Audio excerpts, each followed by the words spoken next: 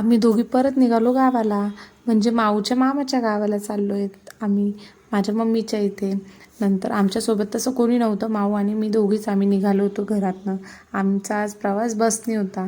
मग बस थोड्या दूर गेली आणि तिकडे नाश्त्यासाठी थांबली होती. नंतर आम्ही बसच्या बाहेर वगैरे आलो, फ्रेश हवा वगैरे चालू होती तिकडे. माऊ खूप एन्जॉय करत होती, ती मस्त सर्वांना गप्पा वगैरे मारत होती तिकडे गेल्यानंतर. नंतर आम्ही शेवटी बस चालू झाली आणि नंतर आम्ही थोड्या वेळाच्या प्रवासाने घरी पोहोचलो.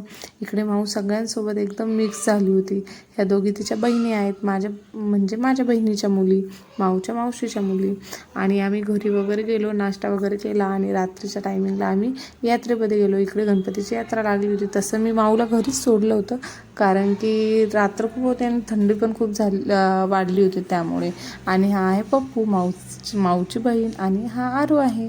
नंतर आम्ही इकडे खूप सारं एन्जॉय केलो. आरू इकडे ड्रॅगनमध्ये बसला होता आणि आम्ही पण इकडे पाळण्यामध्ये वगैरे बसलो होतो, पण त्याची काही क्लिप मी घेतलीच नाही.